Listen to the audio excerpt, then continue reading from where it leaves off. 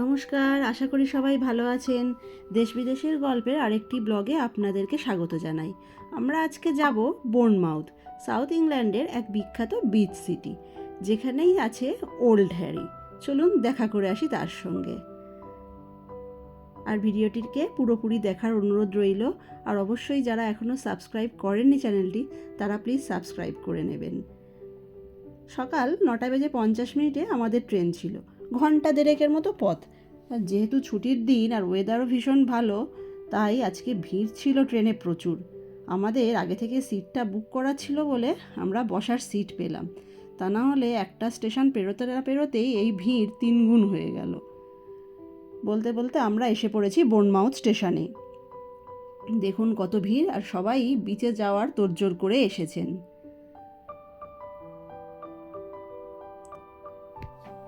এরপরে আমরা যাব বাসে করে একটি আইল্যান্ডের উদ্দেশ্যে। প্রায় ঘন্টাখানেকের মতো পথ যেতে হবে আমাদেরকে। এই বাসটিতে করেই আমরা যাব। ওয়েদার ভালো আর সঙ্গে ঠান্ডাও কম থাকায়, আর সেই সঙ্গে আপার ডেকও খালি থাকায় আমরা সোজাসুজি উঠে পড়লাম বাসের আপার ডেকে।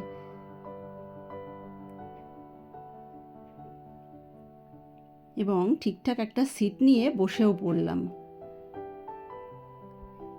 তারপর এক এক করে আরও মানুষরা সবাই এসে উঠছিলেন। তারপরে বাসটা ফুল হতেই আমাদের বাসটা ছাড়লো ঠিক সময় মতোই।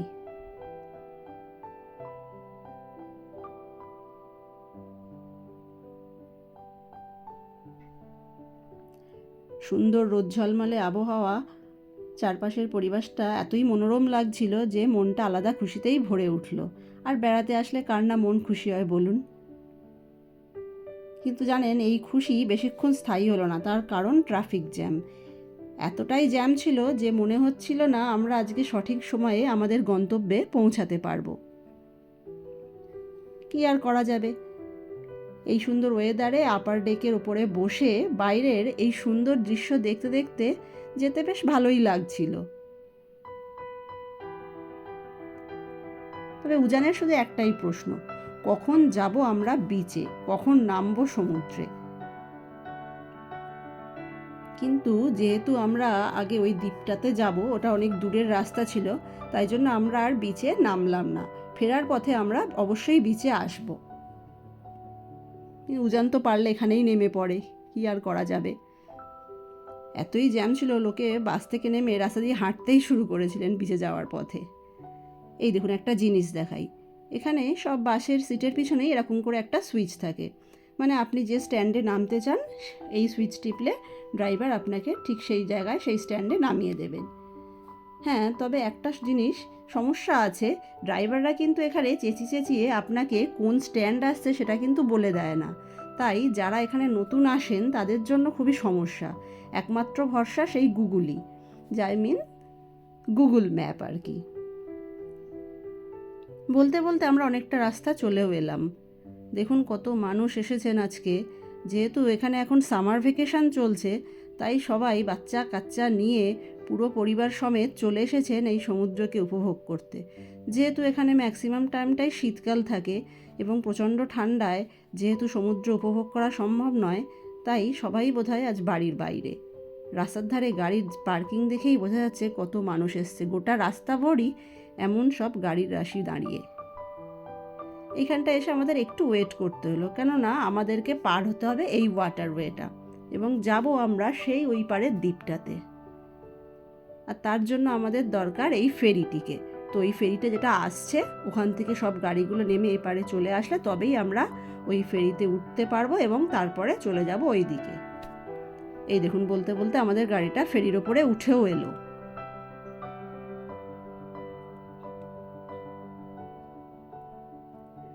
এই ফেরিতে করে এই বাসও যেমন যায়, তেমনি এই কার্স, তারপরে গুডস ট্রাক বা যারা পেডিস্ট্রিয়ানস তারাও পার হতে পারেন এই জলপথ। তবে প্রত্যেকের জন্যই চার্জ আলাদা আলাদা। উজান তো এতটাই এক্সাইটেড ছিল যে ওর নিজের সিট ছেড়ে সোজা বাসের সামনে গিয়ে দাঁড়িয়ে পড়েছে, কারণ দেখতে চায় বাসটা কেমনভাবে এগাচ্ছে। ওই দেখুন ওই পার থেকে আমরা যাত্রা শুরু করেছিলাম, এখন আছি প্রায় মাঝপথে, আর একটু বাদেই গিয়ে আমরা ওই পারের দ্বীপটাতে নামবো। এই জায়গাটা পুল হারবার নামে খ্যাত।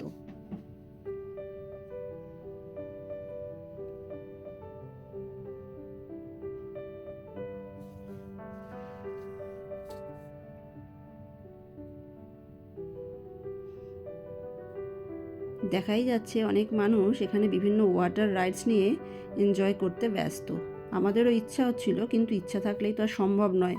সত্যি কথা বলতে আমারও জলে ভীষণ ভয়, কারণ আমি নিজেই সাঁতার জানি না, তার মধ্যে রয়েছে উজান। তো অজ্ঞতায় বাসে করে জলরাশি দেখতে দেখতেই এগিয়ে যাওয়া।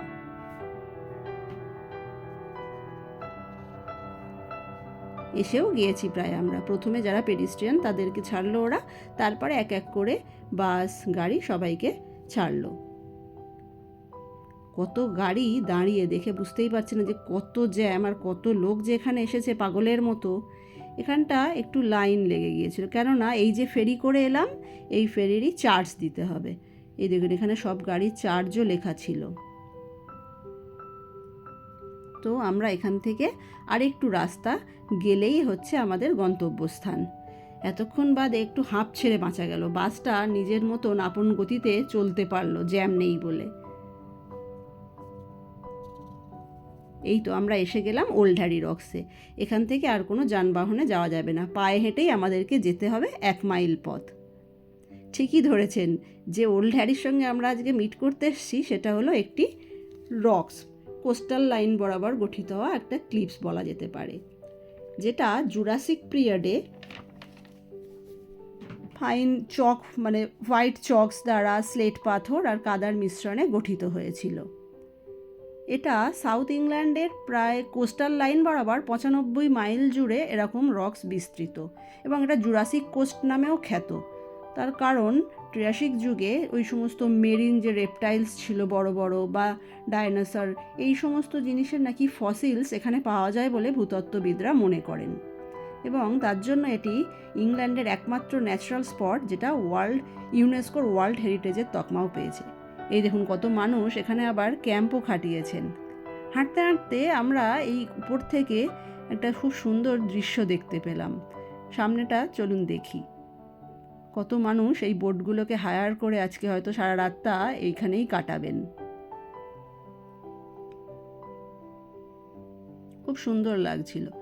আমরা আবার আমাদের হাঁটা শুরু করলাম। অনেক মানুষ এসেছে দেখতে, এবং আসেও এখানে অনেকে দেখতে। ওই দেখুন ওই যে লাস্ট পয়েন্টটা, ওইখানটাতেই আমরা যাব। এই যে ওল্ড হ্যারি রক্স, এসে গিয়েছি অলরেডি।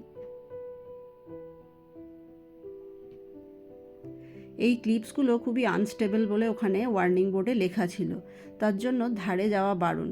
তাই আমরা সেফ ডিস্টেন্স রেখেই দূর থেকে দেখতে শুরু করলাম। এই যে সাদা পাথরগুলো দেখছেন, আর এই যে মাঝে দাঁড়িয়ে আছে স্ট্যাগগুলো, এগুলো সবই হাওয়া আর জলের ক্ষয়কার্যের জন্য এইভাবে গঠিত হয়েছে। খুব সুন্দর লাগছিল নীল সমুদ্রের জলরাশি, আর তার মাঝে মাঝে ওই দেখুন ওই দূরেও রয়েছে সাদা এই পাথর, অন্যরকমই লাগছিল দেখতে।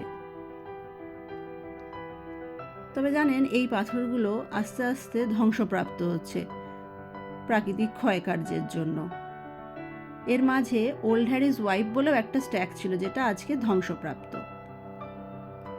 তো 1 মাইল রাস্তা আমরা হেঁটেও এসেছি, অনেকক্ষণ জার্নিও করে এসেছি, যার জন্য একটি ক্লান্ত হয়ে গিয়েছিলাম, কিন্তু এই পরিবেশে সেই ক্লান্তিবোধ কেটে গেল, এবং আমরা বেশ কিছুক্ষণ এখানে বসে চারপাশের পরিবেশটাকে উপভোগ করছিলাম। দেখতেই পাচ্ছেন সব মানুষজনও বসে বসে উপভোগ করছিল এই সুন্দর পরিবেশকে। খিদেও পেয়েছিল, জানি এই সময়টা আমরা এখানেই থাকবো আর আশেপাশে কোনো রেস্টুরেন্ট বা দোকানও থাকবে না, তাই বাড়ির থেকেই কিছু খাবার বানিয়ে এনেছিলাম এই সময়টা খাবো বলে। সেই সুযোগ আর কেউ ছাড়ে, পিকনিক করে নেওয়া হলো এক প্রকার। তাই আমরা একটা সুন্দর জায়গা দেখে বসেই পড়লাম, কিন্তু খাবো কি তার আগে দেখতেই দেখতেই মন ভরে গেল। এখানেও কত মানুষ বিভিন্ন ওয়াটার রাইডস এনজয় করছিলেন। না, আর সহ্য করা গেল না, এবারে একটু খাবার দরকার আছেই।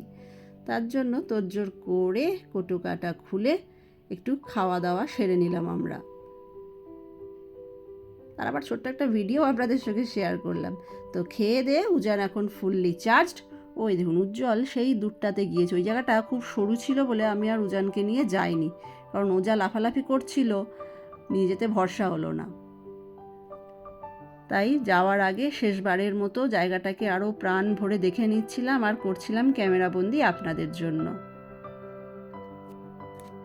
ঘণ্টাখানেক মতন আমরা এখানে ছিলাম, তারপরে আমাদেরকে এবারে আবার ফিরতে হবে, যেতে হবে বোনমাউথ বিচের উদ্দেশ্যে। ছিল অনেক প্ল্যান আরও, কিন্তু এই যে বাসের জ্যাম, যে রাস্তা 1 ঘন্টা সেটা আসতে লেগে গেল অলমোস্ট 2.5 ঘন্টা, তাই জন্য সব প্ল্যানই ঘেঁটে এক প্রকার এই দেখুন ওই মানুষগুলো ওখানে গিয়েছে জলের থেকে, আবার ওইখানে গিয়ে এক্সপ্লোর করছে জায়গাটাকে। তাই আমাদের প্ল্যান অর্ধেক ছেড়েই কিছুটা মিটলো না, কি আর করা যাবে, আমরা রওনা দেব বোনমাউথের উদ্দেশ্যে। তবে আজকের ভিডিওটা আমি এখানেই শেষ করব, পরের পার্টটা আবার নেক্সট পার্টে দেখাবো। ভালো থাকবেন, সুস্থ থাকবেন, নমস্কার।